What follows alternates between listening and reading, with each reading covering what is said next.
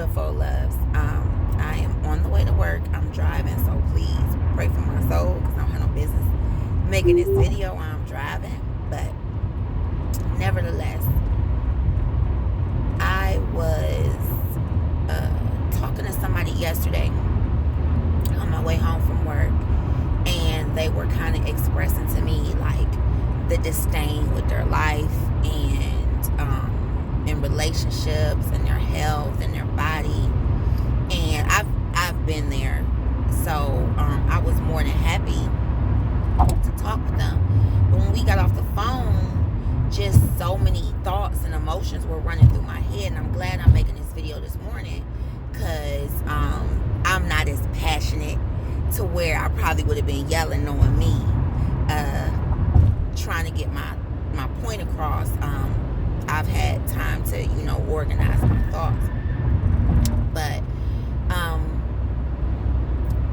it was more or less like a conversation regarding just being unhappy with things, that unhappiness causing, you know what I mean, a lack in health, a lack in self-love, a lack in love for others. And I said to this person, I was like, what a lot of people don't realize that pain is not the sixth sense. Like, it's not touch and smell and sight and taste and hearing, and I'm probably missing one, and then pain, and then hurt. Like, that's a natural entity. Like, it's not. We're not supposed to be walking around sad and hurting and in pain, and that is okay. And people don't understand that. People think like it's okay for me not to be completely content in my life. It's okay for me not to be happy in this relationship. It's okay for me not to be happy with this job. It's okay for me not to be happy with my home. This is as good as it's gonna get, and I have to settle for what I have. Oh, do not get me wrong. Be happy for everything that God has blessed you with, the smallest of things. That's not what I'm saying at all. What I'm saying is there is nothing wrong with wanting the pinnacle of things in your life. There is nothing wrong with wanting the absolute best of something in your life. Nothing wrong with it.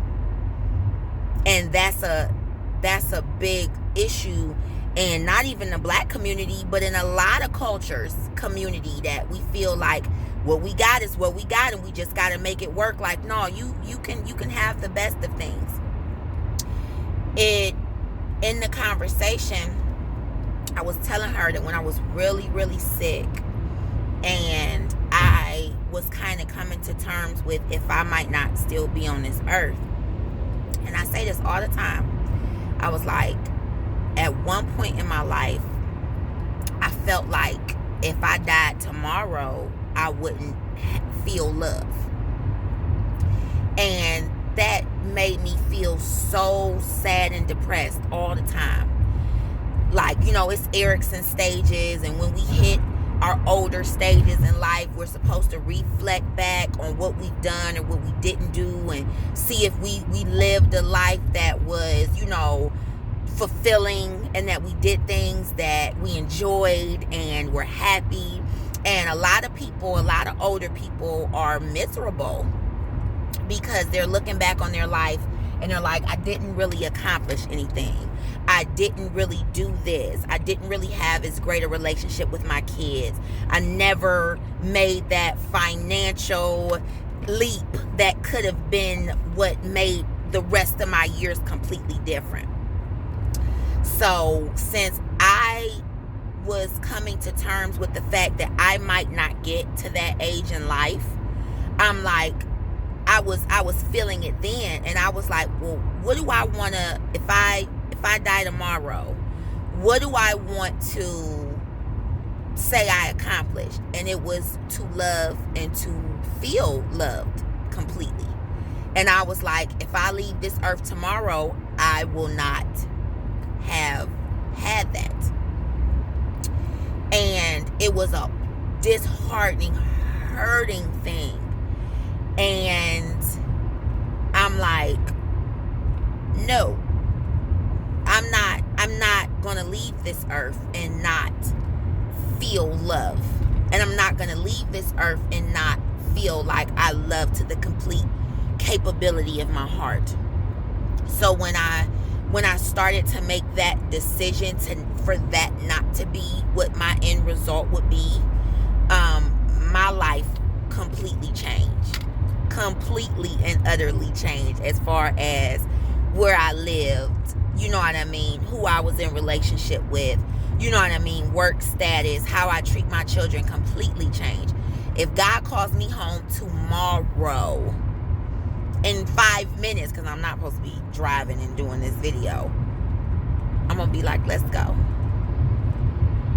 Let's go, I'm ready. So many women on my timeline, and you could tell they're going through relationship situations.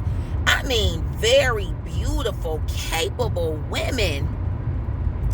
And they're like, oh, I'm going through this. This is so sad. Oh, I know I'm about to go through a depression because this is going on. Or they feeling worthless. And I'm like, come on, B. You have put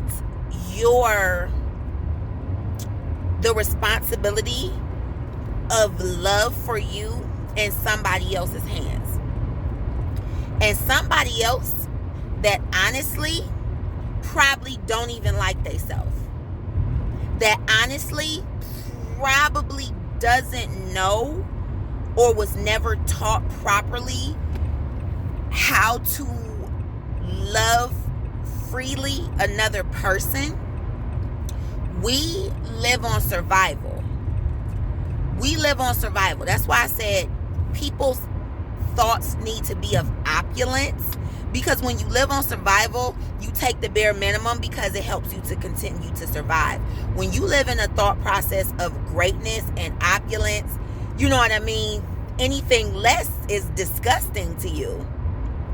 So you have these people, and it'll be women doing good, living life, and you'll see them get a dude and they traveling for the first time or stuff like that. And you like, oh, baby girl, you know that was on you. How much that trip to Vegas cost? How much them fits you bought that nigga cost? You know what I'm saying?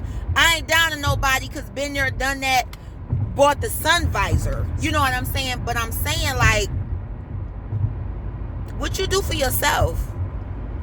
What you do for yourself?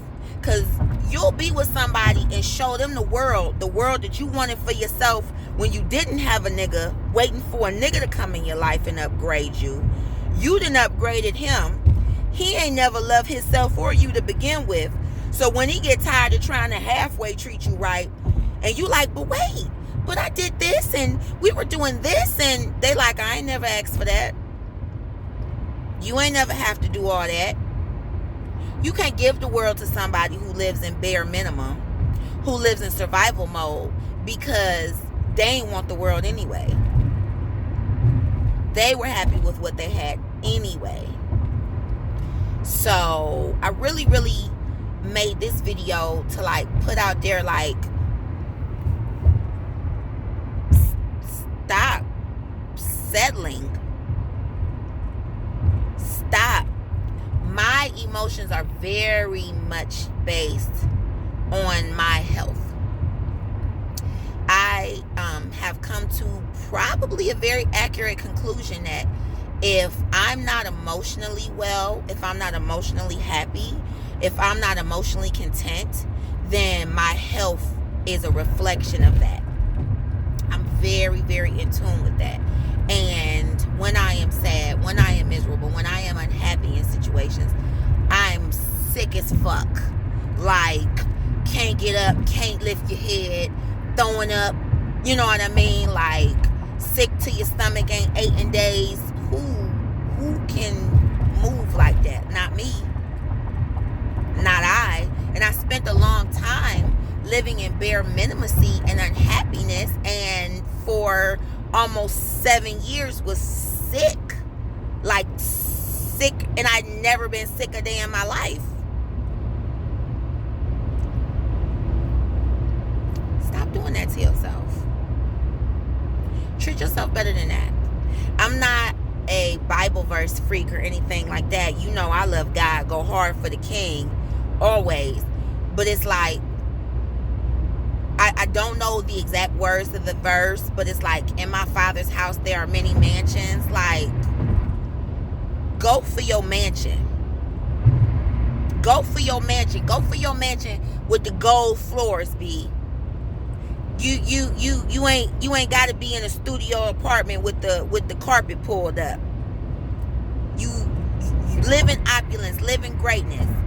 Next time I cry, it's gonna be in a Rolls Royce. I'm not crying in poverty. I'm not gonna hurt and be surrounded by nothing less than what I deserve. Know your worth. Know that pain and hurting and settling is not at all normal and should not be embraced. You should want the best. If anybody tired of my post, I'm happy. I'm in a really, really good place right now. Really amazing place. And we in the middle of a pandemic. We are in the middle of political and social unrest in our nation, in our world. So yeah, anything that I can do to keep my crown up, keep it in place, keep a smile on my face, keep this skin glowing, honey. You see, I know you see those sun rays magnifying it, but anything, that's what you do. Being miserable and being in pain is not natural. So stop embracing that and embrace joy and love and the best of everything. And if somebody is not serving that purpose, which you probably know they're not, it's okay. It's all right. People got to learn themselves, my sweets. People have to learn to love themselves, and a lot of people haven't hit a place of enlightenment, and they might never do that. So you got to be more selective in who you let in your energy, who you allow, who you keep in your circle. Never settle for anything or anyone that's not servicing you a higher purpose, because at the end of the day, you suffer. I know this is a crazy long video. I got an hour ride into work today, so guess you guys got to get a couple of minutes of that. I would just like to side note that I probably will have my weave back in the next couple of days, because I'm struggling over here with this auntie haircut. And the fact that my glasses are adorable, but I'm very much so giving Harry Potter Hogwarts class of 2020. So I love y'all. Truth and honestly, love you to death. Want all of us to have all that we deserve. I want no one to leave this earth in any kind of regret, any kind of pain, any kind of remorse. I don't want us to be alive on this earth feeling like that. That's not how we meant to live.